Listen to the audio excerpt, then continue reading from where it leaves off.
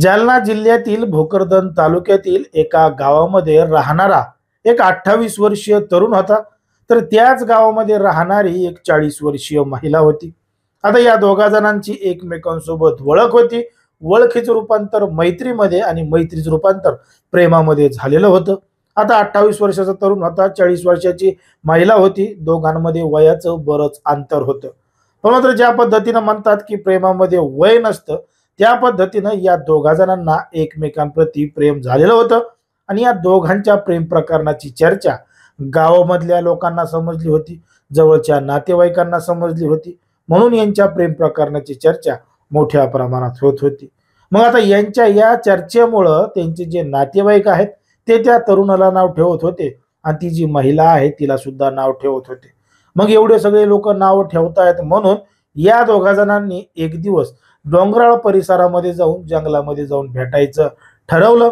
हे दोघ जण एकमेकांना भोकरदन तालुक्यातल्या गावामधल्या एका जंगलामध्ये गेले. त्या ठिकाणी दोघा जणांनी बराच वेळ गप्पा मारल्या, एकमेकांसोबत वेळ घालवला आणि घडलं एक धक्कादायक प्रकरण, धक्कादायक घटना. नेमकं काय आहे संपूर्ण प्रकरण, कुठं घडली ही घटना, हे आपलं अगदी सविस्तरपणे बघायचंय. पण जर तुम्ही अजूनही आपलं चॅनल सबस्क्राईब केलं नसेल तर लगेचच करून घ्या आणि बाजूला असणाऱ्या बेल नोटिफिकेशनला सुद्धा ऑन करायला विसरू नका.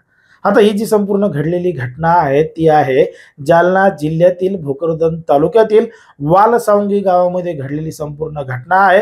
या ठिकाणी या परिसरामध्ये राहणारा एक 28 वर्षाचा तरुण आहे, तर त्याच परिसरामध्ये राहणारी एक 40 वर्षीय महिला आहे. दोघा जणांचं एकमेकांबद्दल प्रेम होतं आणि या दोघा जणांच्या प्रेम प्रकरणाची चर्चा नातेवाईकांमध्ये गावांमध्ये पसरलेली होती. म्हणून या दोघा जणांना बरेच जण नाव ठेवत होते, टोमणं मारत होते. आता त्या पोराचं वय 28 वर्ष होतं, 40 वर्ष महिलेसोबत त्याला प्रेम झालं होतं. म्हणून त्या पोराचे नातेवाईक त्याला नाव ठेवत होते, तुला शोभतं काय एवढ्या मोठ्या महिलेच्या नादी लागतो, असं लागतो तसं लागतो. काही काही जण त्याला मोठ्या प्रमाणात नाव ठेवत होते. तर ती जी महिला आहे त्या महिलेला सुद्धा काही जण नाव ठेवत होते की ते पोरग तुझ्या वयाचा आहे का, तू त्याच्या नादी लागत आहे, अशा पद्धतीनं करत आहेत. मग आजूबाजूचे लोक नाव ठेवतायत म्हणून या दोघांमध्ये सुद्धा भांडणं होत होते, वाद होत होता, विवाद होत होता. मग या सगळ्या प्रकरणाला ते दोघं जण सुद्धा वैतागलेले होते. पण मात्र एक दिवस तारीख आली होती 9 नोव्हेंबर 2025 ची. 9 नोव्हेंबर 2025 रोजी या दोघा जणांनी जवळच असलेल्या एका डोंगरावर जायचा निर्णय घेतला. त्या ठिकाणी आजूबाजूला परिसरामध्ये कोणी नसतं, काही नसतं. त्या ठिकाणी मंदिर आहे, त्या मंदिराजवळ जाऊ, एकमेकांसोबत वेळ घालू, गप्पा मारू, असं त्या दोघा जणांनी ठरवलं. आणि पहाटेच्या सुमारास हे दोघ जण घरातून बाहेर पडले आणि त्या जंगली परिसरामध्ये पोहोचले. मग त्या ठिकाणी पोहोचल्यानंतर एकमेकांसोबत वेळ घालवल्यानंतर त्या दोघा जणांच्या मनामध्ये असा विचार आला की आता जगायचं नाही, आयुष्य संपवायचं, असं त्या दोघा जणांनी ठरवलं आणि ते आयुष्य संपवण्याचा निर्णय घेतला.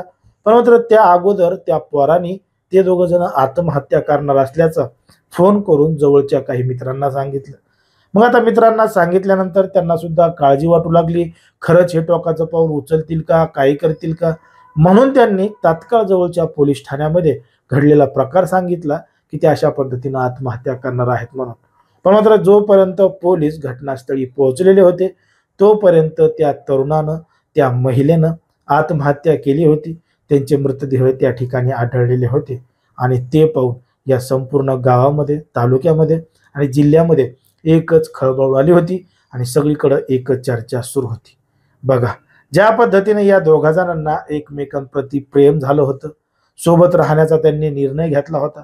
पण मात्र आजूबाजूच्या लोकांनी, दुसऱ्या जवळच्या लोकांनी त्या दोघा जणांना नाव ठेवायला सुरुवात केली होती आणि त्यामुळं या दोघांमध्ये वाद होत होते. मग लोकांच्या म्हणण्यामुळं या दोघा जणांनी आत्महत्या केली होती असं वर्तमानपत्रामध्ये छापून आलेलं आहे. पण मात्र आता ज्या पद्धतीनं या दोघा जणांनी प्रेम केलं होतं, जर यांना एकमेकांसोबत राहायचंच होतं, यांना दुनियाची काळजी करायचीच नव्हती, तर यांना गाव सोडून, तालुका सोडून, शहर सोडून, राज्य सोडून दुसऱ्या राज्यामध्ये जायला पाहिजे होतं, स्वतःचा सुखाचा संसार करायला पाहिजे होता. पण मात्र लोक काय म्हणतायत, नावं ठेवतायत म्हणून त्यांनी आयुष्य संपवण्याचा निर्णय घेतलेला आहे. आयुष्य का पुन्हा पुन्हा नाही, मनुष्य देह हा फक्त एकदाच आहे. तो चांगल्या पद्धतीनं जगला पाहिजे, जीवनाचा आनंद घेतला पाहिजे.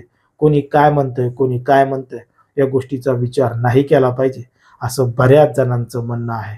पण मात्र आता ज्या पद्धतीने ही संपूर्ण घटना घडलेली आहे, त्यामुळं आजूबाजूच्या गावामध्ये, परिसरामध्ये एकच हळहळ व्यक्त केली जाते.